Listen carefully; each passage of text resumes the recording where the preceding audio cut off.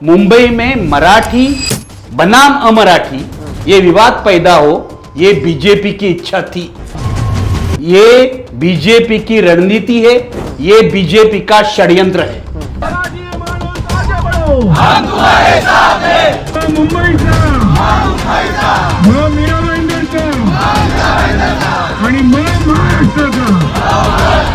BJP Maharashtra का दुश्मन है। जब तक बीजेपी यहां रहेगी तब तक समाज में झगड़े बढ़ते रहेंगे और ये झगड़े लगाना चाहते हैं, ये आग लगाना चाहते हैं। आग लगाना ही इनका काम है। जैसे गुजरात में किया था वैसे ये महाराष्ट्र में करना चाहते हैं।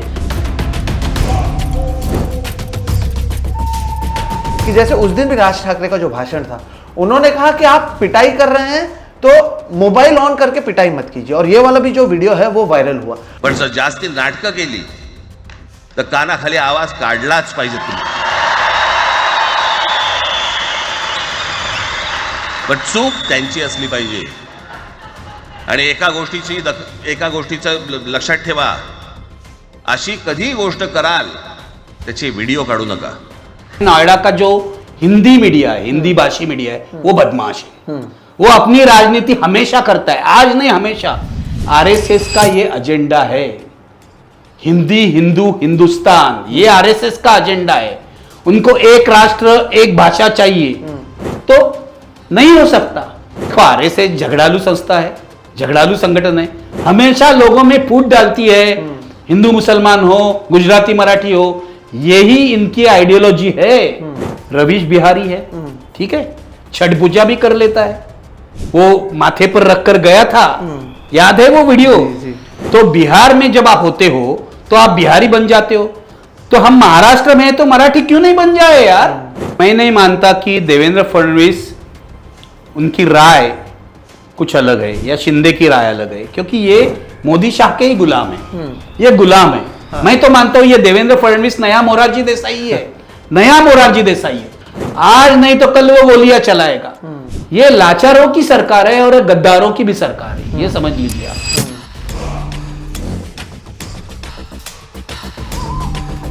दोस्तों नमस्कार, और आप सभी का एक नए एपिसोड में बहुत बहुत स्वागत है। मैं हूं सोहित मिश्रा। दर्शकों, जैसे कि आप देख रहे हैं, ये एक नया जगह है और आज आगे से जो भी हम वीडियोस करेंगे वो इसी जगह से करेंगे। एक छोटा स्टूडियो बनाया है। 1.5 साल से जिस तरह से आप लोगों का समर्थन मिलता रहा है, उसी के बदौलत इस स्टूडियो को तैयार किया है, और अब आगे जो भी एक्सप्लेनर्स, इंटरव्यूज जो होंगे वो यहीं से हम करने वाले हैं। और ये शुरू करने के बाद हमारे सामने सबसे पहला सवाल ये था कि जब इतनी अच्छी शुरुआत कर रहे हैं तो सबसे पहले मेहमान किसे बुलाया जाए, किसके साथ सबसे पहले यहाँ पर आकर हमें इंटरव्यू करना चाहिए और आपके सामने इस स्टूडियो को एक तरीके से इंट्रोड्यूस करना चाहिए। तो हमारे मन में आया, मेरे मन में यह आया कि उस शख्स को बुलाना चाहिए जिसे देखकर हमने जर्नलिज्म करने की शुरुआत की। उस शख्स को बुलाना चाहिए जो दशकों से अपने मोरल्स के लिए, जो वो सोचते हैं, अपनी विचारधारा के लिए, जो सही और गलत है उसके लिए लड़ रहे हैं। आज के जो हमारे मेहमान हैं दर्शकों, उनके बारे में मैं आपको क्या कहूँ। 20 साल की उम्र में एडिटर बनना, अगर आप उनके इतिहास को देखें तो शायद मेरा जो इंट्रोडक्शन है वो इतना लंबा हो जाएगा कि ये पूरा इंटरव्यू बहुत आगे तक चला जाएगा। 20 साल की उम्र में एडिटर वो बने हैं। अक्षर मैगजीन की शुरुआत उन्होंने की थी, जो दिवाली अंक है। महानगर नामक जो न्यूज़पेपर था, अगर आप महाराष्ट्र से हैं तो शायद आपको तो इंट्रोडक्शन की भी ज़रूरत नहीं है, आप आगे स्किप कर सकते हैं।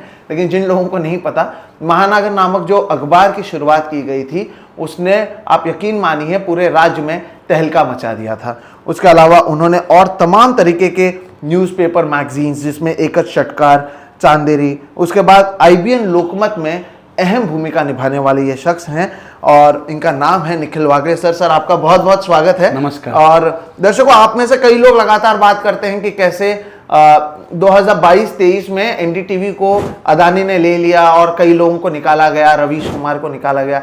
लेकिन इसकी शुरुआत मैं आपको बता दूं 2022-23 में नहीं हुई थी। 2014 में नरेंद्र मोदी की सरकार आने के बाद अगर सबसे पहले कहीं पर हमला किया गया था तो वो IBN पर किया गया था। IBN में निखिल वागले सर जो हैं वो IBN लोकमत के चेहरे थे, IBN लोकमत के संपादक थे, और IBN लोकमत लगातार सरकार से सवाल पूछ रहा था। तो सबसे पहले उसे अंबानी ने टेक ओवर किया। राजदीप सरदेसाई से लेकर निखिल वागले तक सभी लोगों को उस चैनल से हटाया गया ताकि जो ये मुद्दे लगातार उठाते हैं वो नहीं उठा सकें। इसके अलावा मैं आपको क्या बताऊं, इन्हें जेल भेजा गया क्योंकि ये सरकार से सवाल पूछते थे। इनको लेकर महाराष्ट्र के विधानसभा में कहीं ना कहीं चर्चा की गई। इन पर शिवसेना के गुंडों ने अटैक किया था। अब ज्यादा दूर की बात नहीं कर रहा हूं, पिछले साल 2024 की बात कर रहा हूं, पुणे में इनके गाड़ी पर कहीं ना कहीं अटैक किया गया। और इन सब की वजह यह है कि ये सवाल पूछते हैं।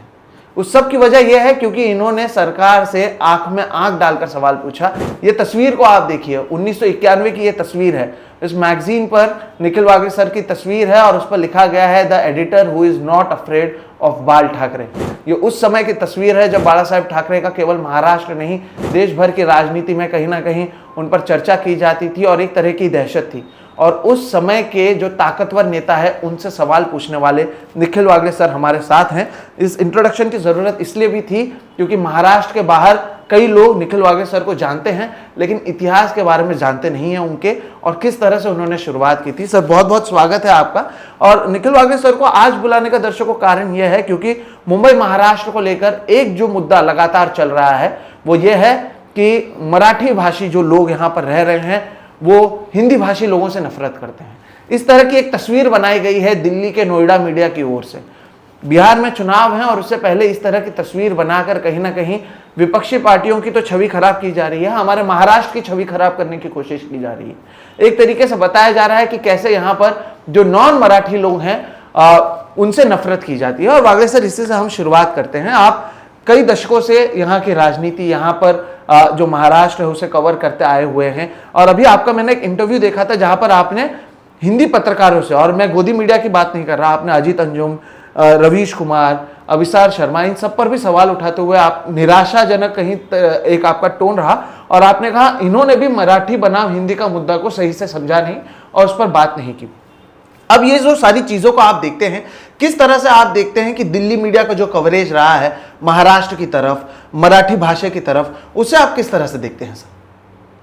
पहले तो तुम्हारा अभिनंदन इस बढ़िया स्टूडियो के लिए, क्योंकि ये हिम्मत का काम है। एनडीटीवी से रिजाइन करना और इस तरह का स्वतंत्र एक सिस्टम खड़ी करना, ये बहुत बड़ा काम है, ये हिम्मत का काम है। और तुम लगातार सवाल पूछ रहे हो। तुम अभी कह रहे हो कि निखिल वागले सवाल पूछ रहे, तुम भी सवाल पूछ रहे हो। और इस पूरे मराठी अमराठी विवाद में तुमने जो रोल अदा किया है, क्योंकि तुम मुंबईकर हो, मैं तो मानता हूं तुम मराठी हो, तुम मराठी संस्कृति का एक भाग हो। कोई भी पत्रकार पूरे देश में, तुमने नाम लिए रवीश से लेकर अजित अंजुम तक, ये जो मराठी भाषा और हिंदी भाषा का मुद्दा था वो समझ नहीं पाया, ऐसा मैं नहीं कहूंगा, लेकिन वो समझना नहीं चाहते थे। हिंदी चैनल वालों ने इसे मराठी बनाम अमराठी ऐसा मुद्दा बनाया। अभी आप देखिए, मुंबई शांत है, महाराष्ट्र शांत है, कहीं भी झगड़ा नहीं हो रहा है। महाराष्ट्र में हम लोगों ने सारे देश से आए हुए जो लोग हैं, चाहे तो हिंदी भाषी हो चाहे साउथ इंडियंस हो, उनको अपना लिया है, इतने सालों से अपना लिया है। यह महाराष्ट्र की संस्कृति है। महाराष्ट्र शिवाजी महाराज को मानता है, महाराष्ट्र महात्मा फुले को मानता है, महाराष्ट्र शाहू महाराज को मानता है, महाराष्ट्र डॉक्टर बाबा साहब आंबेडकर को मानता है। तो हम नैरो माइंडेड नहीं हो सकते। हमने सारे लोगों को अपना लिया है और कोई झगड़ा नहीं है। ये हिंदी चैनल जो है, कुछ हिंदी चैनल आप कहिए या फिर यूट्यूब चैनल आजकल शुरू हुए, वो झगड़ा लगाने की कोशिश कर रहे हैं। मैं आपको बताता हूं, यहां जो दो घटनाएं हुई, सिर्फ दो घटनाएं, एक मीरा रोड में और एक जो उद्योजक थे केडिया, उनके बारे में मनसे ने उन पर हमला किया, मनसे ने मारपीट की। हम इस मारपीट का निषेध करते हैं। मैंने हमेशा कहा है कि हिंसा का मार्ग सही नहीं है। मैं हमेशा ये मानता हूं, हिंसा के मार्ग से कोई भी सवाल हल नहीं होता। तो मनसे ने अगर मारपीट की है तो वो गलत है, ये मैं कहता हूं। लेकिन मीरा रोड में जो राजनीति हुई है वो मनसे ने शुरू नहीं की है। ये राजनीति वहां के भारतीय जनता पार्टी के जो एमएलए है नरेंद्र मेहता, इन्होंने शुरू की है। वो जो मारपीट का मामला था, एक जयपुर स्वीट्स नाम की दुकान थी, वहां के जो ओनर थे उन्होंने कहा मैं मराठी नहीं पढ़ूंगा या मराठी नहीं बोलूंगा, वॉट एवर। तो छोटी बात थी। और मनसे के लोकल लीडर ने हाथापाई की, उनको मारा, ये सच है। बाद में ये हुआ कि जो मनसे का लोकल लीडर था वो उनके पास जाके सॉरी बोलने के लिए भी तैयार था। अच्छा। लेकिन भाजपा के जो एमएलए थे नरेंद्र मेहता, उन्होंने ये होने नहीं दिया। उन्होंने वो वीडियो जो है वायरल किया, उन्होंने सबको भड़काया, व्यापारियों को भड़काया। और व्यापारियों ने, जो गुजराती व्यापारी थे, मारवाड़ी व्यापारी थे, इन्होंने मोर्चा निकाला। ये मोर्चा निकालने की कुछ भी जरूरत थी, नहीं थी, छोटी सी घटना थी। देखिए छोटी सी घटना थी। केडिया भी जो है, ये जो उद्योजक केडिया की मैं बात कर रहा हूं, ये केडिया बीजेपी का ही आदमी है। आप उनके सोशल मीडिया पर जाके देखिए, फेसबुक जाके देखिए, ये अमित शाह को सपोर्ट करता है, ये बीजेपी का आदमी है, इसको भी बीजेपी ने उसकाया है। तो मुंबई में मराठी बनाम अमराठी ये विवाद पैदा हो, ये बीजेपी की इच्छा थी, ये बीजेपी की रणनीति है, ये बीजेपी का षड्यंत्र है। देखिए लोकसभा इलेक्शन के वक्त बीजेपी ने महाराष्ट्र में हिंदू बना मुसलमान करने की कोशिश की, बाद में विधानसभा के वक्त मराठा बनाम ओबीसी करने की कोशिश की, अभी महापालिका चुनाव आ गए हैं तो ये लोग मराठी बनाम अमराठी करने की कोशिश कर रहे हैं। सही बात है। तोड़फोड़ की नीति है बीजेपी की। मैं तो मानता हूं बीजेपी महाराष्ट्र का दुश्मन है। जब तक बीजेपी यहां रहेगी तब तक समाज में झगड़े बढ़ते रहेंगे, और ये झगड़े लगाना चाहते, ये आग लगाना चाहते, आग लगाना ही इनका काम है। जैसे गुजरात में किया था वैसे ये महाराष्ट्र में करना चाहते हैं। गुजरात इनकी प्रयोगशाला थी, अभी महाराष्ट्र इनकी प्रयोगशाला बन गया है। ये गुजरात का मॉडल है इनका, एक दूसरा मॉडल यूपी का है। तो ये दोनों मॉडल मिक्स करके महाराष्ट्र में अपनी राजनीति करना चाहते हैं। मैं इनको कहना चाहता हूं, देखो जो मराठी लोग हैं या अमराठी लोग हैं, जो मराठी कल्चर का भाग बने हुए हैं सालों से, ये सहन नहीं करेंगे, ये बर्दाश्त नहीं करेंगे। हम इसका विरोध करेंगे। मैंने हमेशा गुंडागर्दी का विरोध किया है, मैंने हमेशा तानाशाही का विरोध किया है, मैंने बाल ठाकरे का विरोध किया है। जब इन्होंने गुंडागर्दी की, मुझ पर हमले हुए, तुमने कहा ठीक है हमला करना आपका काम है। मुझ पर तो पुणे में बीजेपी ने भी हमला किया था। लेकिन हम लोग शांति के मार्ग से इसका विरोध करेंगे, डरेंगे नहीं। मैं हिंदी भाषियों को यह समझाना चाहता हूं कि मुंबई शांत है, मुंबई में मराठी और अमराठी लोगों में कोई दुश्मनी नहीं है। और अगर कोई भी संस्था, कोई भी संगठन अमराठी लोगों पर हमला करना चाहता है या करता है तो निखिल वागले आगे आएगा और इनको रोकने की कोशिश करेगा। जो हमलावर है उसको पुलिस नहीं रोकेगी, हम लोग रोकेंगे, क्योंकि हम मानते हैं कि वायलेंस ठीक नहीं है। आपने जो बात कही सर, वो उसमें दो तीन बातें बहुत महत्वपूर्ण है। एक तो आपने कहा कि ये जो मीरा रोड में वही एक वीडियो वायरल हुआ था जहां पर एक व्यापारी को मारा जा रहा था। आप कह रहे हैं कि वो मुद्दा खत्म हो चुका था, वो जो नेता था जिसने हाथापाई की वो माफी मांगने तक तैयार था, लेकिन बीजेपी के लोग चाहते नहीं थे, नंबर एक। और नंबर दो, इसी को लेकर जो ये मुद्दा है वो बड़ा बनता चला गया और ये वीडियो वायरल होते चला गया, जिसके वजह से इस तरह की छवि बनी। दूसरी ओर सर, लेकिन हुआ ये है कि जैसे उस दिन भी राज ठाकरे का जो भाषण था, उन्होंने कहा कि आप पिटाई कर रहे हैं तो मोबाइल ऑन करके पिटाई मत कीजिए। और ये वाला भी जो वीडियो है वो वायरल हुआ। और इन एक दो घटनाओं की वजह से हुआ ये कि एक छवि बन गई कि अरे नेता तो ऑन स्टेज जाकर ये सारी बातें कर रहे हैं। और इसमें मैंने दिल्ली वालों की जो चालाकी है मैं आपको बताऊं, उसमें उन्होंने किया ये नोएडा मीडिया ने कि वो राज ठाकरे से सवाल पूछते हैं, वो उद्धव ठाकरे से सवाल पूछते हैं, वो देवेंद्र फडणवीस से सवाल नहीं पूछते।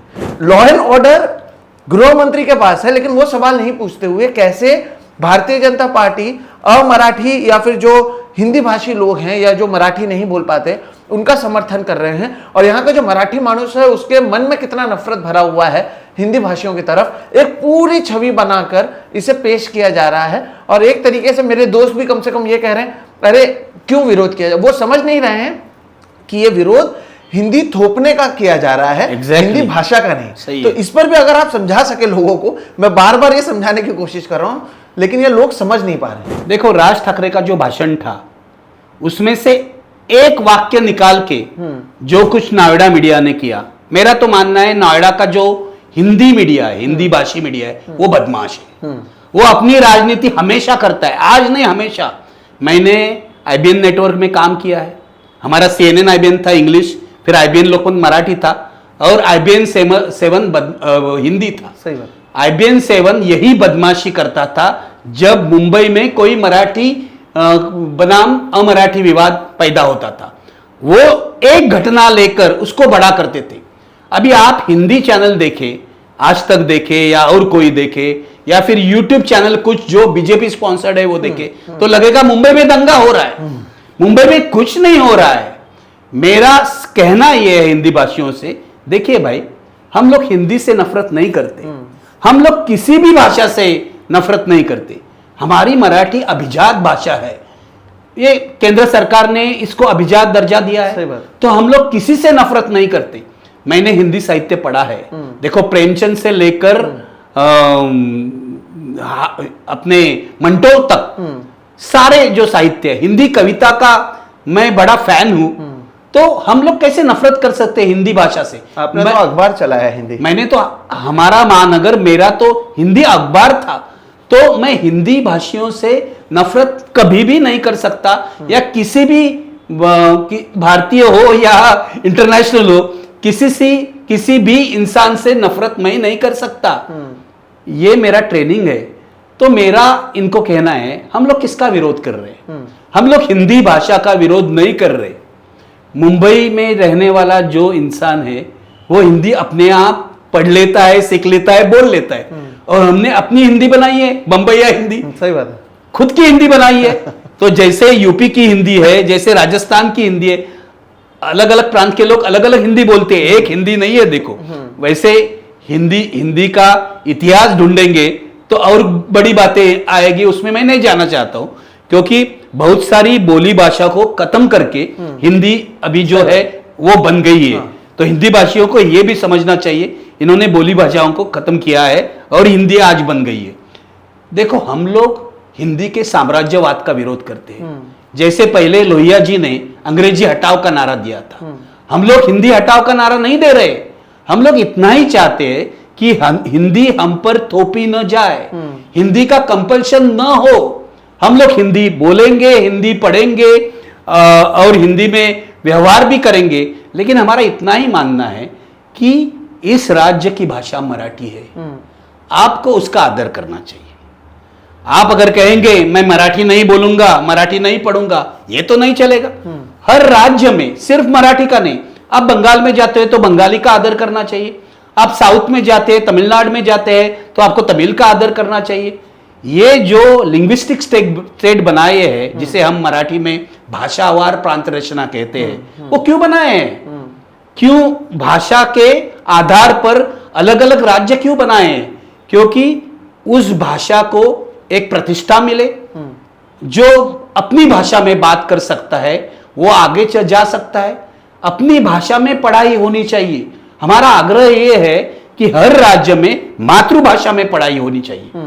मेरा एक सवाल है तुम्हें कि इन लोगों ने, ये फडणवीस, मोदी, शाह, इन्होंने कहा कि हम लोगों ने नेशनल एजुकेशन पॉलिसी बनाई है, उसका त्रिभाषा सूत्र है। तो आपको 3 भाषा पढ़ना होगा, एक तो मातृभाषा, दूसरा इंग्लिश और तीसरा हिंदी। हाँ, मेरा सवाल ये हिंदी भाषी राज्यों से है, आप कौन सी तीसरी भाषा पढ़ रहे हो? सही बात है, ये सवाल है मेरा।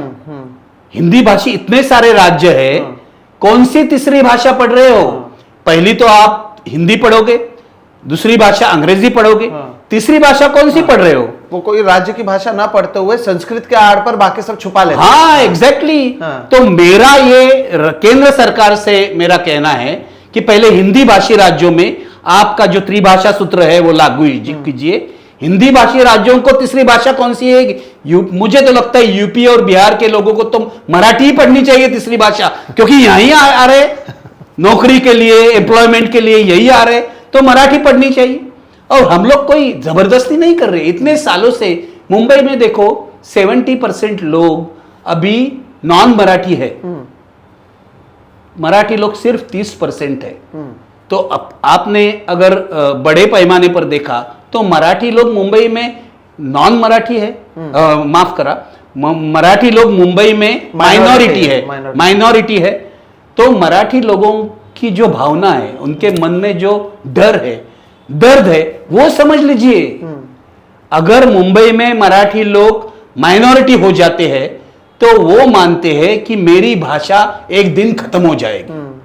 और ये तो किसी भी राज्य में उस राज्य की भाषा अगर खत्म हो जाएगी तो वो लोग मानेंगे नहीं। सही बात। यही भावना है मराठी लोगों की। हम हिंदी का विरोध नहीं करते, हम हिंदी की जबरदस्ती का विरोध कर रहे हैं। और ये जबरदस्ती जो कर रहा है यानी देवेंद्र फडणवीस हमारे यहाँ, हमारे मुख्यमंत्री, वो मोदी शाह पर कहने पर कर रहा है, क्योंकि आरएसएस का ये एजेंडा है।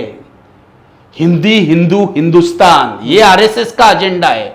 उनको एक राष्ट्र एक भाषा चाहिए, तो नहीं हो सकता। हमारे देश में विविधता में एकता है ना। ये विविधता अगर खत्म हो जाएगी और सिर्फ एक भाषा, एक और क्या, एक पहराव और एक धर्म, एक खाना, हाँ। एक धर्म, हाँ। ये तो चलेगा ही नहीं। हाँ। हम इस हिंदुस्तान के लिए नहीं लड़े हैं। सही बात है। हमारा हिंदुस्तान विविधता में एकता मानता है। हाँ। और हम देखो, हम साने गुरुजी को मानते हैं। साने गुरुजी ने अंतर भारती मूवमेंट शुरू की। हाँ। अंतर भारती क्या है? अंतर भारती इस देश के हर भाषा को आदर करता है। हाँ। और अंतर भारती मूवमेंट में ट्रांसलेशन होता है, अनुवाद होता है। तो हिंदी से बहुत सारे अनुवाद हुए हैं, तमिल से बहुत सारे अनुवाद हुए, कन्नड़ा से बहुत सारे अनुवाद हुए।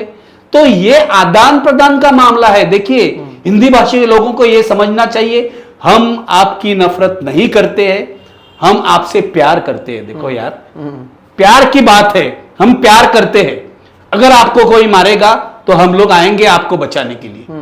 आप डरिए मत। राज ठाकरे से डरने की कोई जरूरत नहीं है, उद्धव ठाकरे से डरने की कोई जरूरत नहीं है। पहले हम लोग बाल ठाकरे से डरते थे, फिर हमने कहा कि देखो, बाल ठाकरे से डरने की क्या जरूरत है? कौन है बाल ठाकरे? हम तो हिटलर से भी नहीं डरेंगे। तो बाल ठाकरे कौन है? गली का हिटलर है, ऐसा मैं उस वक्त मानता था। मैं बाल ठाकरे का बड़ा आलोचक हूं। देखिए, मैंने शिवसेना की जो नीति है उसका हमेशा विरोध किया है। कम से कम 6 हमले हुए हैं शिवसेना के मेरे ऊपर। और इसमें एक पर्टिकुलर बात यह है कि मेरे हमेशा ठाकरे फैमिली के साथ, बाला साहब ठाकरे हो या उद्धव ठाकरे हो या राज ठाकरे हो, उनके साथ अच्छे संबंध रहे हमेशा। और शिवसैनिक तो मुझे प्यार करते हैं, क्यों मालूम नहीं। हमेशा मुझे कहते हैं कि आपका प्रोग्राम हम देखते हैं, बहुत अच्छा लगता है। तो मेरे मन में यह सवाल आता है, क्यों अच्छा लगता है यार? मैं आपकी जो राजनीति है उसके खिलाफ बोल रहा हूं। मैं महाराष्ट्र धर्म की बात कर रहा हूं। क्या है महाराष्ट्र धर्म? महाराष्ट्र धर्म एक सेक्युलर चीज है।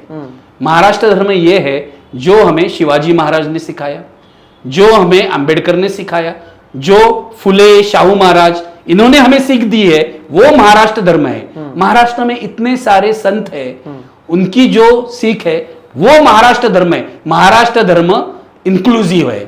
महाराष्ट्र धर्म में सर्व धर्मों का समावेश है, सर्व जातियों का समावेश है, सर्व पंथों का समावेश है। ये आप समझ लीजिए। तो महाराष्ट्र धर्म की मैं बात कर रहा हूं। महाराष्ट्र धर्म किसी का नफरत नहीं करता, किसी की नफरत नहीं करता। और महाराष्ट्र धर्म हर एक को प्यार की सीख देता है। तो राहुल गांधी जो बोल रहे हैं, मैंने प्यार की दुकान खोली है, हमने तो दुकान नहीं खोली है, लेकिन हम प्यार करते हैं यार, हम प्यार बांटना चाहते हैं। तो हिंदी भाषी को समझना चाहिए, आपको डरने की जरूरत नहीं है।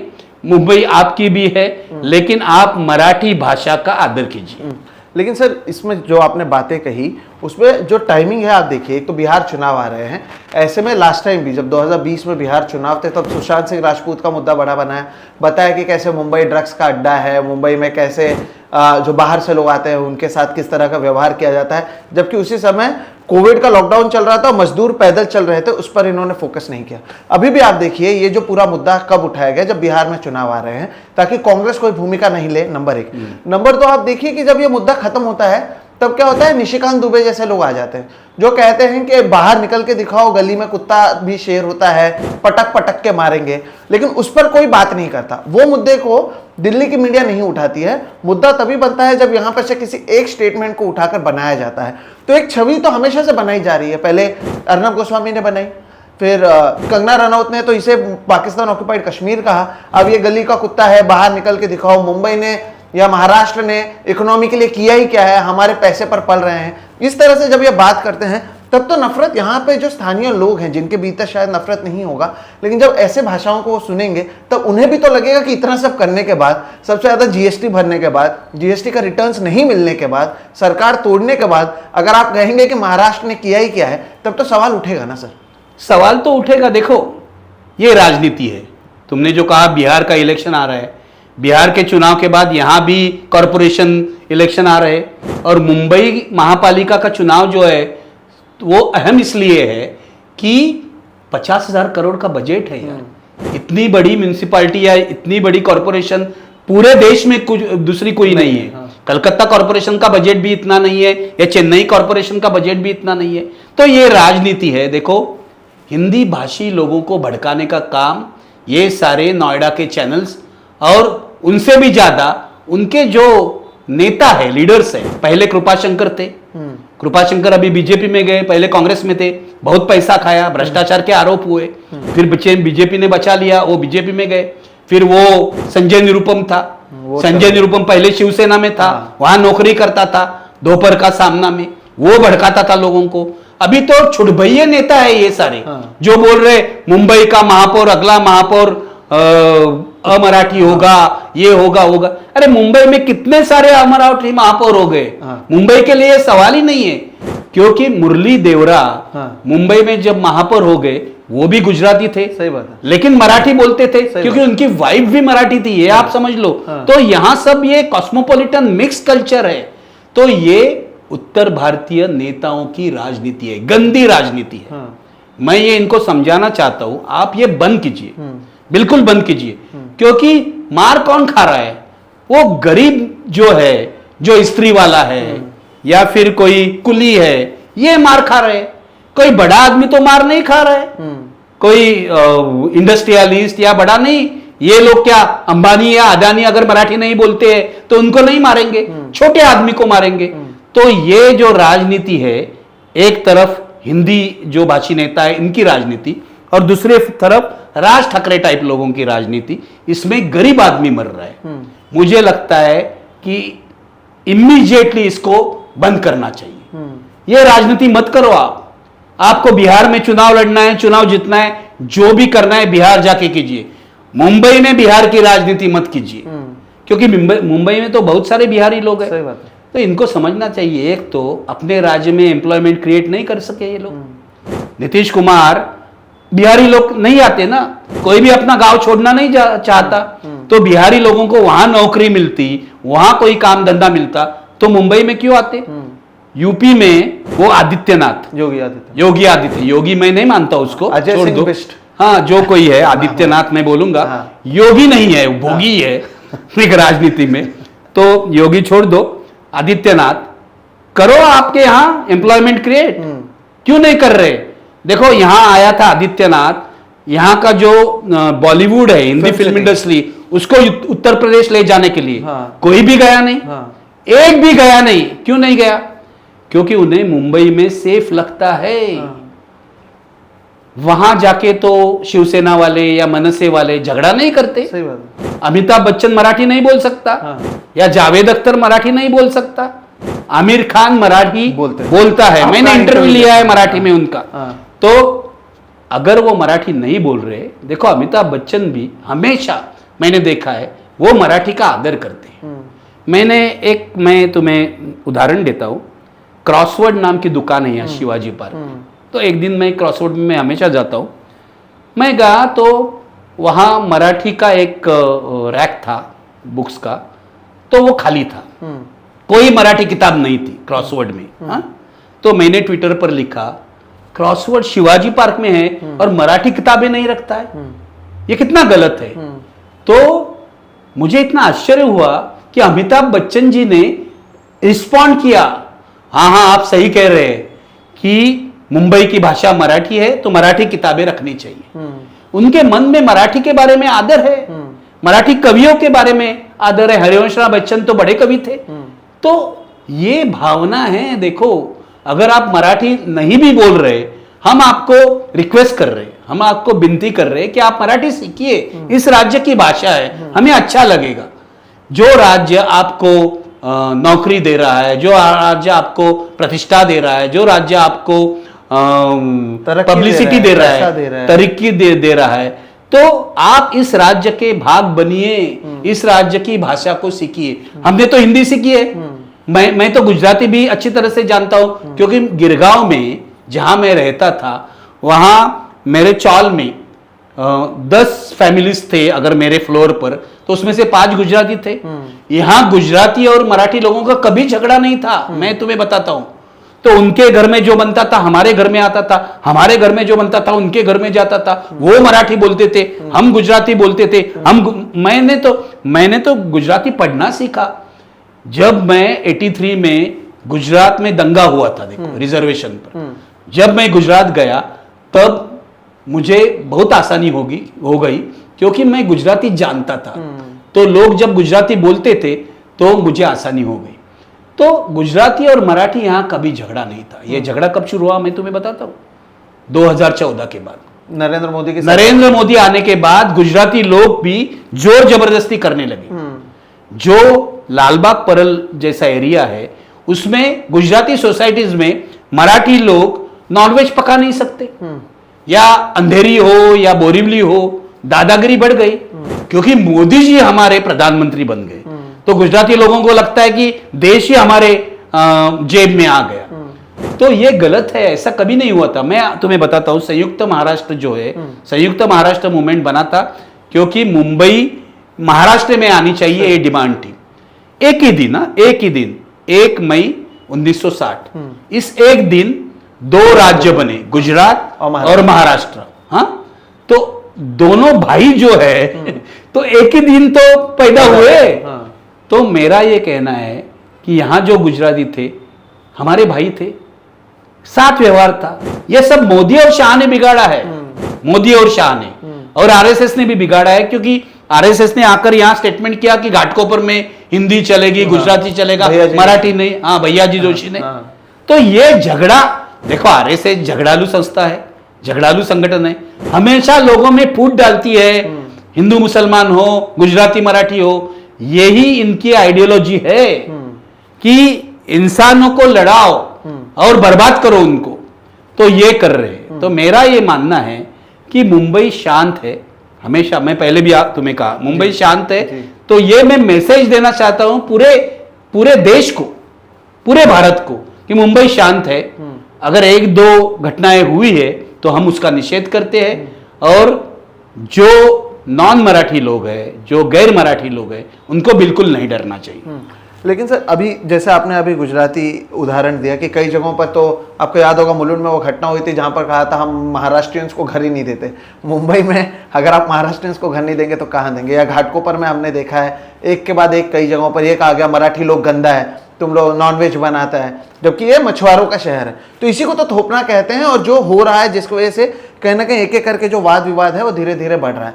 अब इसमें सर एक सवाल जो मेरे मन में आता है वो ये है कि ये समझ में आता है कि नरेंद्र मोदी महाराष्ट्र से नहीं है, अमित शाह महाराष्ट्र से नहीं है, और वो थोपने की कोशिश कर रहे हैं। लेकिन जब यहाँ के गृह मंत्री, जो यहाँ के मुख्यमंत्री भी हैं, देवेंद्र फडणवीस, जब वो विरोधी पक्ष नेता थे, तब आपने शायद अपने चैनल में बहुत स्पेस दिया था, क्योंकि विपक्ष को टीवी पर स्पेस देना चाहिए। वो इतना महाराष्ट्र द्वेषी कैसे हो चुके हैं? एक एक इंडस्ट्रीज यहाँ से बाहर जाते हैं, यहाँ पर भाषा को थोपने की कोशिश की जा रही है। पहले कहा गया कंपलसरी है, फिर यह कहा गया कि कम से कम 20 छात्र साथ में लाओ और फिर आप अपनी भाषा चुनो। ये वैसे हो गया जैसे एकनाथ शिंदे ने कई विधायकों को साथ में लाकर अलग कर दिया। यानी बचपन से आप ग्रुपिज्म करने की कोशिश कर रहे हैं, या फिर जिस तरह से वो अलग अलग भाषाओं को बात करते हैं। तो देवेंद्र फडणवीस जो खुद महाराष्ट्र से आते हैं, अगर वो भी इस तरह से बात करेंगे तो फिर तो इसलिए भी तो लोग राज ठाकरे या फिर जिस तरह से मारपीट की जा रही है उसकी तरफ अट्रैक्ट हो रहे हैं, क्योंकि एक दूसरा नेता वो तो हिंदी थोपने की कोशिश कर रहा है। ये भी तो हो रहा है ना, लेकिन आप देख नहीं है। देखो, ये मैं नहीं मानता कि देवेंद्र फडणवीस उनकी राय कुछ अलग है या शिंदे की राय अलग है, क्योंकि ये मोदी शाह के ही गुलाम है, ये गुलाम है। और इनकी जो रणनीति है देवेंद्र फडणवीस मोदी शाह तीनों की महाराष्ट्र तोड़ने की है। ये मैं गंभीर आरोप लगा रहा हूं, मुझे मालूम है, लेकिन ये महाराष्ट्र तोड़ना चाहते। पहले तो ये विदर्भ को अलग करना चाहते। सही बात। फडणवीस विदर्भ में जाकर वहां मुख्यमंत्री बनना चाहता है। उसने तो पहले भी कहा था कि मैं शादी नहीं करूंगा, विदर्भ अलग नहीं होगा तो मैं शादी नहीं करूंगा, लेकिन शादी की उसने। तो किस टाइप का आदमी है आप देखिए आप, वो अलग बात है। तो विदर्भ तोड़ना चाहते हैं। दूसरी बात यह है कि मुंबई को अलग करेंगे ये लोग, मुंबई को केंद्र शासित करेंगे, क्योंकि ये पुरानी डिमांड है, ये नेहरू जी के समय से ये डिमांड है कि मुंबई को आप केंद्र शासित करो। और ये किसकी डिमांड है? ये ज्यादातर गुजराती लोगों की डिमांड है। मोरारजी देसाई भी यही चाहते थे कि मुंबई को केंद्र शासित करना चाहिए या तो मुंबई का अलग राज्य बनना चाहिए। हम लोग ये नहीं चाहते। तो ये बीजेपी की रणनीति है, प्लान है महाराष्ट्र तोड़ने की। अगर महाराष्ट्र में विदर्भ अलग हो गया, मुंबई केंद्र शासित हो गई, रहा क्या महाराष्ट्र? 3 टुकड़े अगर महाराष्ट्र के कर दिए, ये कोई यूपी नहीं है उसके 3 टुकड़े कर दो फिर भी ठीक होगा, चल जाएगा, ऐसा नहीं है। महाराष्ट्र का एक कल्चर है, विदर्भ का भी एक कल्चर है। ठीक है, छोटा राज्य होगा तो एडमिनिस्ट्रेटिवली ठीक होगा वगैरह, ठीक है, लेकिन आपको एक कल्चर जो है वो भी ध्यान में रखना चाहिए। और लोगों ने खून बहा है, खून बहा है। मुंबई महाराष्ट्र में है, उसके लिए 105 हुतात्मा 105 लोग शहीद हो गए हैं। मोरारजी देसाई ने गोलियां चलाई थी। मैं तो मानता हूं ये देवेंद्र फडणवीस नया मोरारजी देसाई है, नया मोरारजी देसाई है। आज नहीं तो कल वो गोलियां चलाएगा, क्योंकि उसका जो प्लान है वो अलग है। देखो मैं तुम्हें बताता हूं, अभी इसको तो दिल्ली में जाना है, अभी तो दूसरी टर्म चल रही है महाराष्ट्र में मुख्यमंत्री होने की, तो इसको दिल्ली में जाना है। तो ये मोदी शाह आरएसएस को खुश करना चाहते हैं। मोदी जब 75 साल के हो जाएंगे तब मोदी के बाद कौन, ये सवाल आ जाएगा। और वो इमीडिएटली आने वाला है। मोदी 1950 में पैदा हुए, तो अभी अगले साल वो सवाल आने वाला है। मेरी इंफॉर्मेशन ये है कि अमित शाह का दावा है, उस आदित्यनाथ का दावा है, आरएसएस भी चाहती है कि मोदी इस्तीफा दे। अच्छा, लेकिन मोदी खुद नहीं चाहते। बीच में मोदी 10 साल के बाद नागपुर गए और आरएसएस चीफ को मिले, मोहन भागवत को मिले। तो वो मोहन भागवत को मस्का लगाने की कोशिश कर रहे थे। तो आरएसएस चाहती है कि मोदी इस्तीफा दे। अगर मोदी इस्तीफा देंगे 75 के बाद, तो आरएसएस नहीं चाहती कि अमित शाह बने।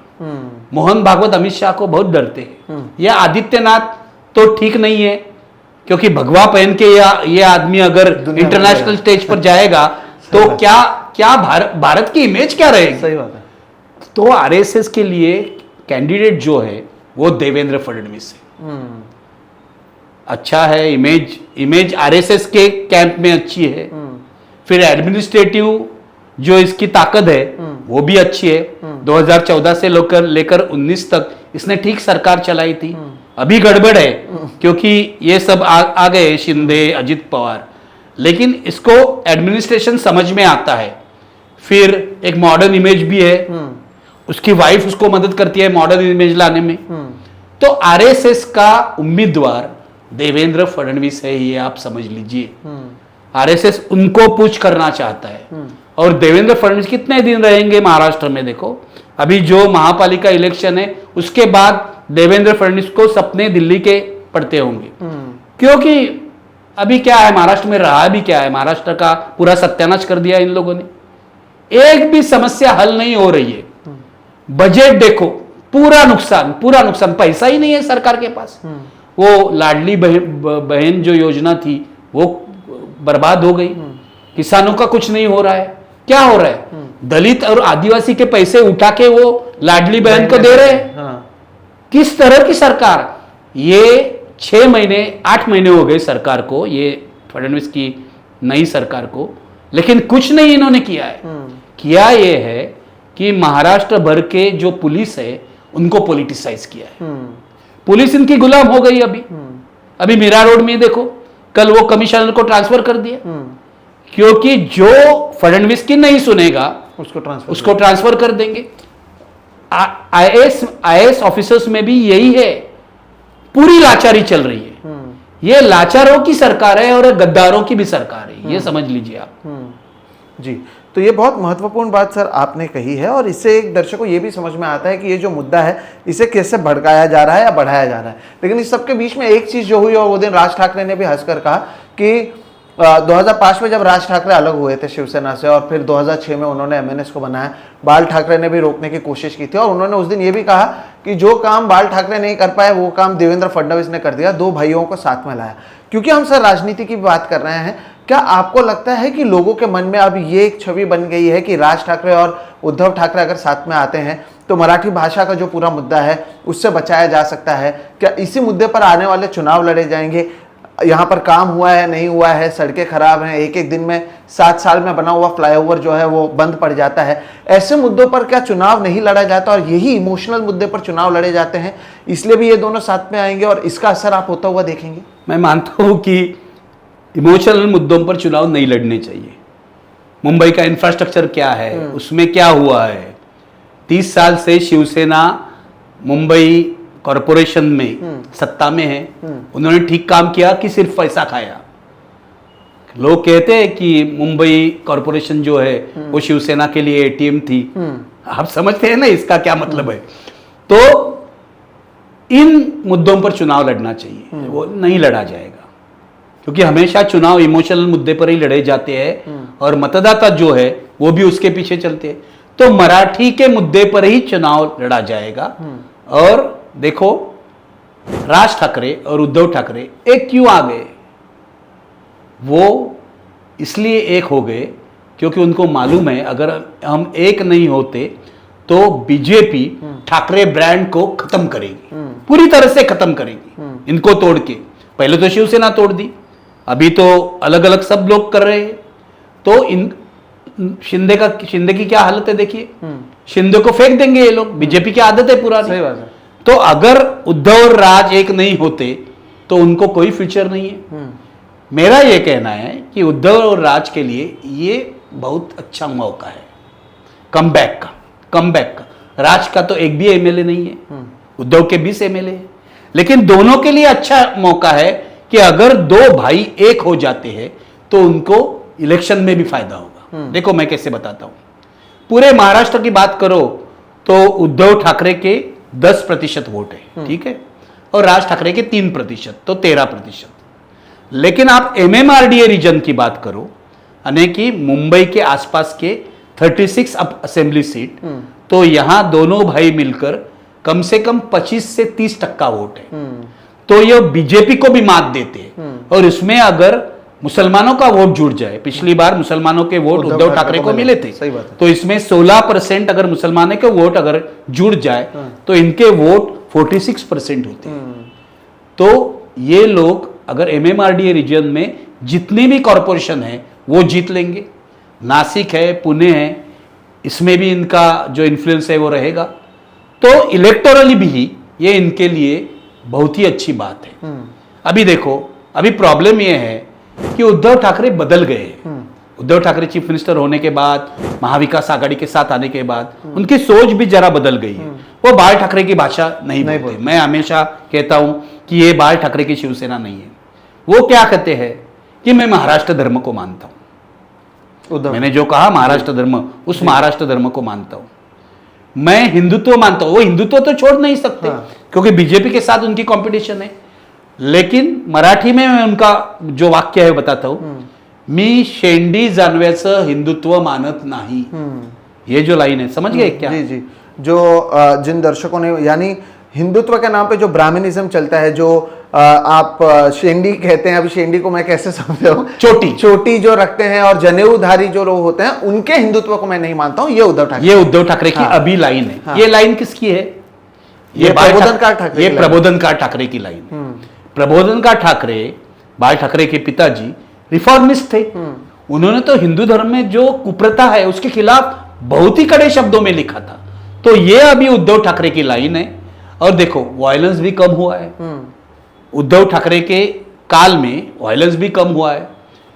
इसके बाद मैं तो मानता हूं उद्धव ठाकरे तो प्रेजेंट है शिवसेना का, फ्यूचर जो शिवसेना का है वो आदित्य ठाकरे है।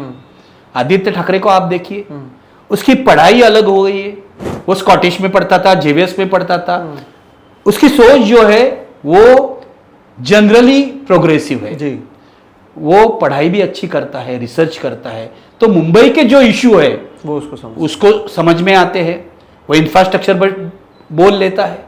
तो बीजेपी को जिसको टारगेट करना है वो सिर्फ उद्धव ठाकरे नहीं है, वो आदित्य ठाकरे है। और बीजेपी की ये रणनीति है कि वो राज ठाकरे को तोड़ना चाहती है।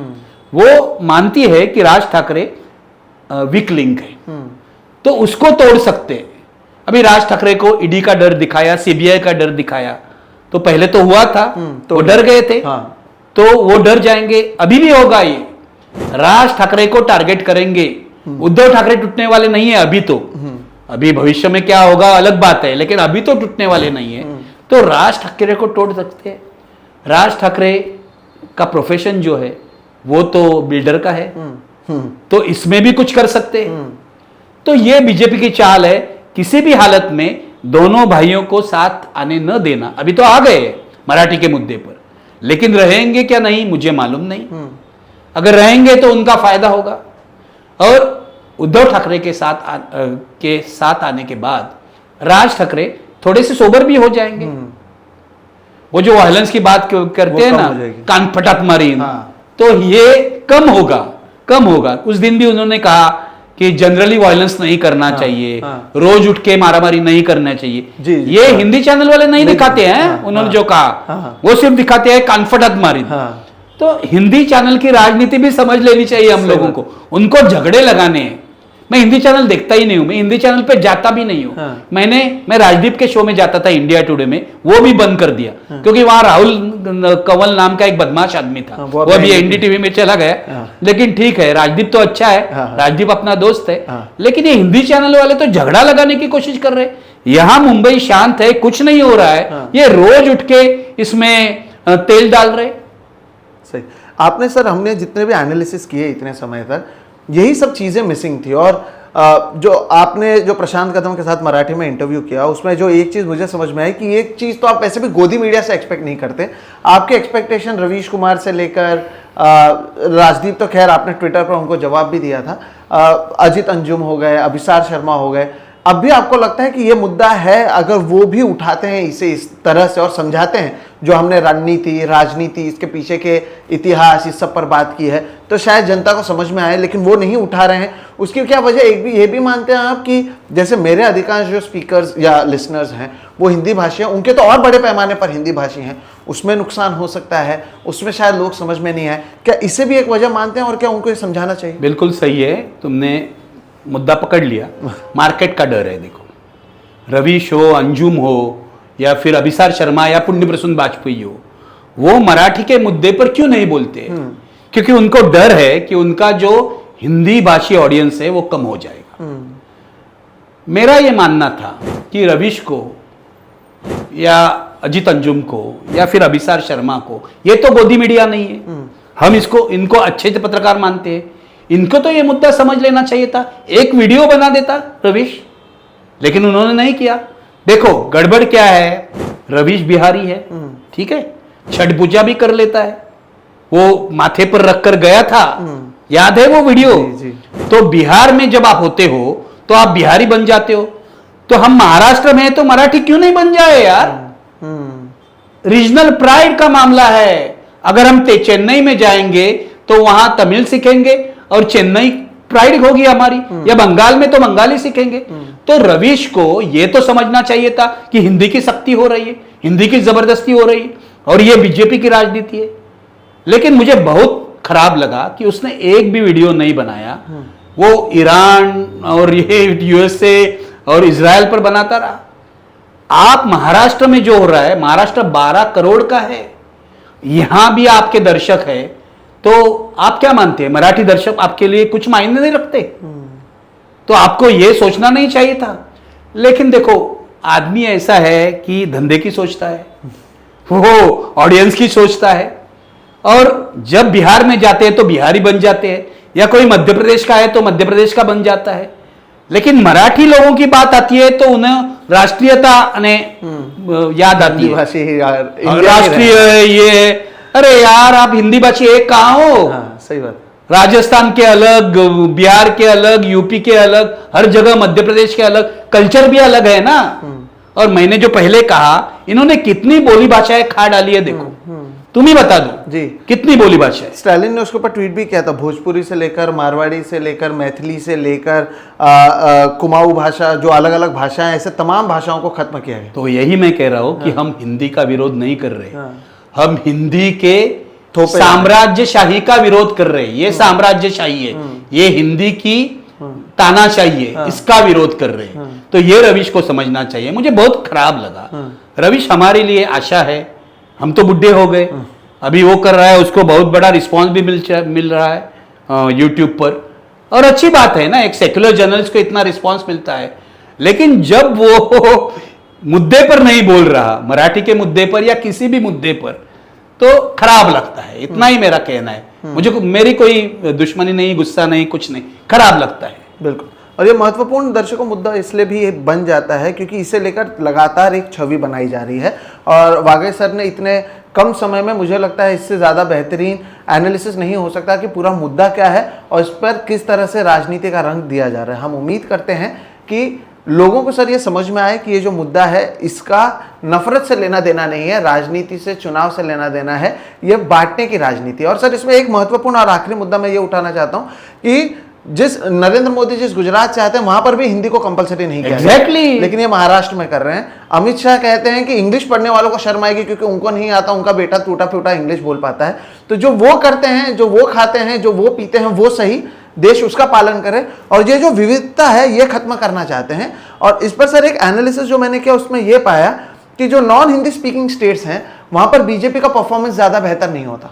जो हिंदी स्पीकिंग स्टेट्स हैं, नॉर्थ इंडिया में आप देख लें, उत्तर प्रदेश, बिहार, मध्य प्रदेश, वहां पर आप 90s से ही राम मंदिर का इशू या बाकी इश्यूज के बाद अब गौ रक्षा का इशू, ये तमाम इशू को लेकर ये अपने परफॉर्मेंस को बेहतर कर पा रहे हैं। और एक पार्टी के राजनीति और उसके फ्यूचर के लिए ये जो हमारी डाइवर्सिटी है, जिसकी बात पूरी दुनिया में होती है, विविधता, उसको ये पूरी तरीके से खत्म करना चाहते हैं। बिल्कुल, ये तो आरएसएस का एजेंडा है। तुम्हें मालूम है गुरु गोलवलकर ने क्या लिखा? और आरएसएस की पूरी विचारधारा लो, ये विविधता खत्म करना चाहिए, चाहते हैं। ये एक धर्म, हिंदू धर्म थोपना चाहते हैं। मैंने कहा ना, हिंदी, हिंदू, हिंदुस्तान, यही इनकी विचारधारा है। ये तो इतने मैं ये शब्द नहीं इस्तेमाल करना चाहता, लेकिन इनकी विचारधारा जो है, सोच है, वो टेररिस्ट की है। देखो, कश्मीर के टेररिस्ट ने कुछ साल पहले महिला को कहा था कि ये मत पहनो, ये मत पहनो। तो ये टेररिस्ट की सोच है ना, कि आप ये खा नहीं सकते, आप ये पहन नहीं सकते, आप इस रास्ते से जा नहीं सकते। ये तो हिटलर की सोच है। तो ये मोदी शाह जो गुजरात में नहीं कर रहे, गुजरात में करो हिंदी कंपलसरी, नहीं कर रहे वहां, तो क्यों हमारे ऊपर कर रहे? इसका कारण ये है कि इनको लगता है महाराष्ट्र इनका गुलाम हो गया। देवेंद्र फडणवीस इनकी सुनेगा, शिंदे इनकी सुनेगा। शिंदे ने तो एक मीटिंग थी पुणे में, जय गुजरात बोला। तो इतने लाचार गुलाम, मुझे तो याद आती है देवकांत बरुआ की, जिन्होंने इंदिरा इज इंडिया कहा था। वो जो लाचारी थी इंदिरा गांधी के समय, वही है इनकी लाचारी। अजित पवार भी लाचार हो गए, फिर भी अजित पवार ने विरोध किया, हिंदी के सख्ती का विरोध किया, ये आप समझ लो। लेकिन मोदी शाह ने महाराष्ट्र को एक लैबोरेटरी बनाई है हिंदुत्व की, और इस पर ही चलेगा। क्या कटेंगे तो बटेंगे, ये तो हो गया ना। एक है तो सेफ है, एक है तो सेफ है। लोकसभा में नहीं चला, विधानसभा में इन्होंने तो पूरा चुनाव चोर लिया। मेरा तो ये मानना है कि महाराष्ट्र में जितनी गड़बड़ी आज जो बिहार में हो रहा है ना, इसके पहले महाराष्ट्र में हो गया। सही बात है। कैसे वोट बढ़े यार? राहुल गांधी सही सवाल पूछ रहे। सही बात है। 41 लाख वोट 5 महीने में बढ़ते हैं अपने आप। हाँ, ये तो मेरा ये कहना है कि ये बीजेपी ने रजिस्टर किए। और न्यूज लॉन्ड्री ने जो स्टोरी की तुमने देखी होगी देवेंद्र फडणवीस के कॉन्स्टिट्यूएंसी की, वहां तो जो बीएलओ है, ब्लॉक लेवल ऑफिसर, वही कह रहे हैं कि ऊपर से आया इसलिए हमने एक्सेप्ट किया, हमने कुछ वेरीफाई नहीं किया। ये क्या हो रहा है? सही बात है। तो पूरी तरह से महाराष्ट्र इलेक्शन में इन लोगों ने धांधली की है, नहीं तो बीजेपी को इतनी सीटें नहीं मिलती।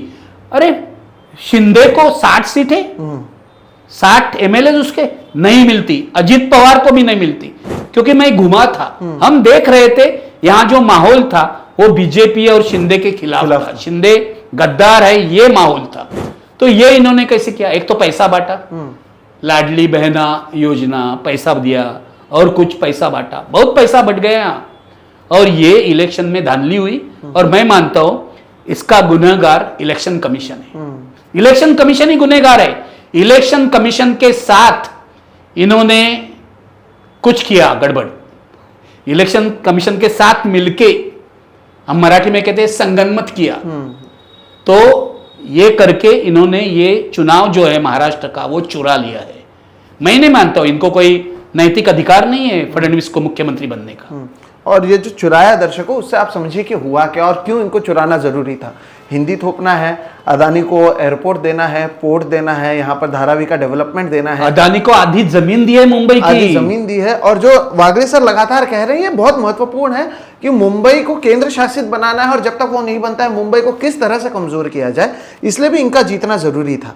तो दर्शकों ये जो पूरा हमने चर्चा की है वह लगातार इस पर हम वीडियोज इसलिए बना रहे हैं क्योंकि छवि खराब हो रही है, छवि मुंबई और महाराष्ट्र की खराब हो रही है और खराब की जा रही है। गोदी मीडिया की ओर से की जा रही है, भारतीय जनता पार्टी और आरएसएस के नेताओं की ओर से की जा रही है।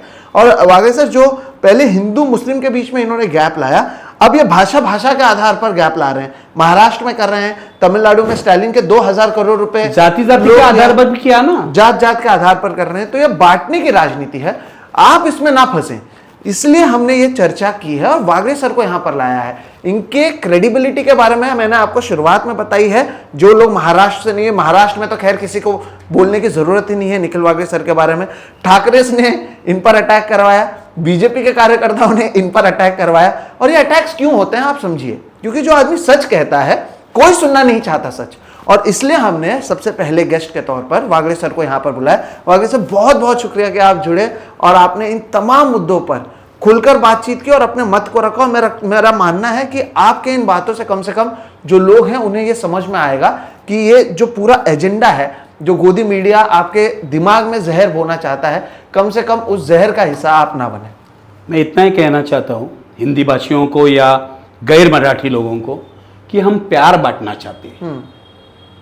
आप मराठी जो कल्चर है उसका आदर कीजिए, हम लोग तानाशाही के खिलाफ लड़ेंगे, हम लोग आपकी लड़ाई भी लड़ेंगे, आपके सवाल उठा के आपकी लड़ाई भी लड़ेंगे, लेकिन ये जो नफरत फैलाने का काम कर रहे हैं उनकी दुकान आप बंद कीजिए, इतना ही मेरा अपील है। बिल्कुल, और मैं उम्मीद करता हूं कि जो सर की अपील है उसे आप गंभीरता से लेंगे। दर्शकों फिलहाल आप हमें दीजिए इजाजत।